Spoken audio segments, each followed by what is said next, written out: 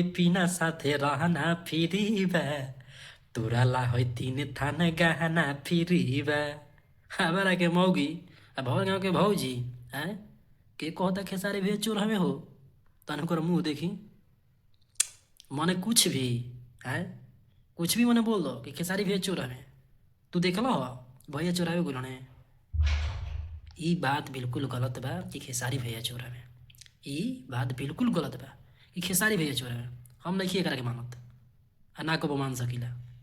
ई बताओ लोग ई सब कोई बोलता है कि खेसारी भैया चोर है, कोई कुछ बोलता है कोई कुछ बोलता है, जेकरा नहीं बोलते वो कुछ बोल देता है। इतना मान लीजिए कि आप कह रहे कि खेसारी भैया चोर है तो कैसे चोर है?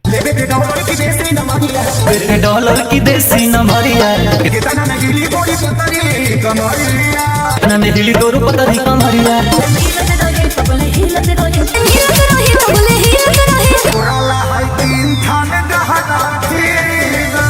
ये बात हम मानते हैं कि राहुल ऋषि यादव जी का ही गाना है, ये हम भी मानते हैं, हम सुने हैं गाना, ऐसा नहीं है। लेकिन खेसारी भैया कैसे चोर हो गए हो?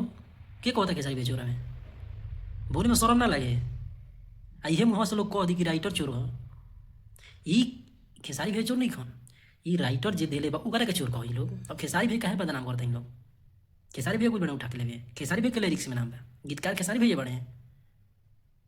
जे भैया बैठल बड़े इतना टाइम बा भैया भी कि भैया 20 गाना सुनो, उनका भी रोज 50 गाना होता है कि कर गाना सुनो कि कहाँ से चुरा के ले होता कि कहाँ से ले होता।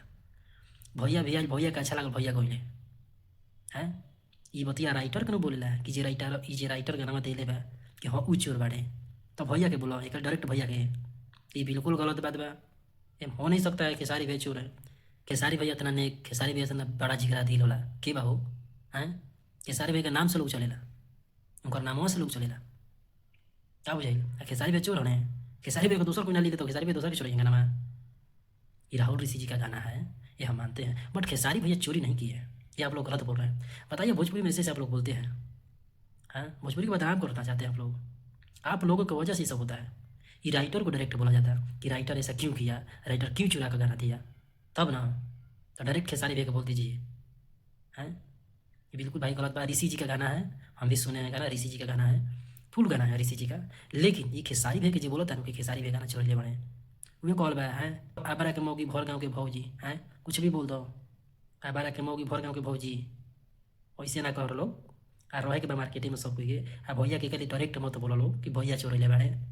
भैया का तनी देख ले के बात बा। आ भैया कोई को सपोर्ट करे ले, भैया कोई गुजारे ले ना। भैया बहुत लोग इस मार्केट में जाके नाम देख लीजिए, हम नाम नहीं रखेंगे, बहुत लोग इनके नाम लेके जीते हैं, बहुत लोग इनके नाम पे चलते हैं। और सभी ट्रेंडिंग स्टार कहला है, ये चोरी का ट्रेंडिंग स्टार बनल बड़े हैं।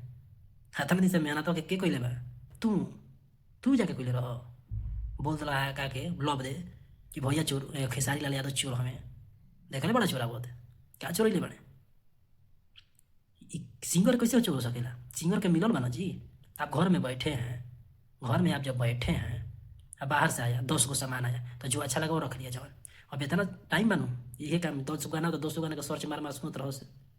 ये राइटर के बोलिए आप लोग, खेसारी भैया को नहीं बोल सकते आप लोग, ये बिल्कुल गलत बात है। हम भी राइटर हैं तो ऐसा थोड़ी है जो राइटर चुरा के देता है ना जी, राइटर को डायरेक्ट बोला जाए, राइटर पर ब्लेम लगाया जाए, सिंगर को बोलने लगते हैं आप लोग, वो भी इतना बड़ा सुपरस्टार ट्रेंडिंग स्टार है। अरे महाराज अपना अस्तित्व अनाथ खोई लो। गाना भैया के बाजत है, अब वो भाई के गाना अच्छा वो भाई के गाना बाजू अब बाजी, ऐसा बात नहीं कि भाई मेहनत करस। लेकिन ये खेसारी भैया चोरी नहीं खोन कैले, प्यार से बोले भैया से बोलो बोली कि भैया देख रही हमारे गाना हो हाँ तो बढ़िया ना उनके चलते भैया के चलते तो उनको को लोग जाने लगा, नहीं तो के जानते रहे, के जानत रहे भैया के नाम से लोग जाने लगल तो भैया चोर हो गए। ये कहल बा आजकल के को करबो भाला वो तो अरे के करे लगी, हालांकि चोर है चोर वाह। तो चलिए इस वीडियो के माध्यम से हम यही समझाना चाहते थे कि खेसारी भैया चोर ना हमें कोहे से कि बिना हो जाई, खेसारी भैया थोड़ी चुरा के लिए बड़े, ये राइटर दे वो करे कोई लोग औसी बकर बकर मत बोली लोग कुछ भी आगे। तो चलिए आई होप आप लोग को अच्छा लगा होगा, जितने खेसारी भैया का फैंस वाले लोग सबको हमारा के सपोर्ट करे, भैया के सपोर्ट करे। हाँ कोई के माने के बाकाव में नहीं जाए कि भैया चोरी ले बड़े गाना, ये राइटर के कहल जाई गाना बाजत ही मार्केट में। तो आई होप जैसे भैया का प्यार आशीर्वाद देते हैं खेसारी भैया को देते हैं तो उसी तरह हमको भी हमारे चैनल को सपोर्ट कीजिए ताकि जितना भैया के बारे में, जितना भैया के कुछ भी आवत अपडेट ये चैनल के माध्यम से जरूर बताइए। चलिए लोग, एगो बहकावा में कुछ सुने के नहीं खे, बतिया उहे रही। अरे खाना और पीना साथे रहना फ्री बा, अरे खाना और पीना साथे रहना फ्री बा, तोरा ला हो 3 थाना गहना फ्री बा। तब भैया के गाना खूब बजावे के बा, और भाई के ऋषि भाई के भी गाना सब कोई बजावे, भाई वो भाई के प्यार आशीर्वाद देवे के बा। तो जय हो।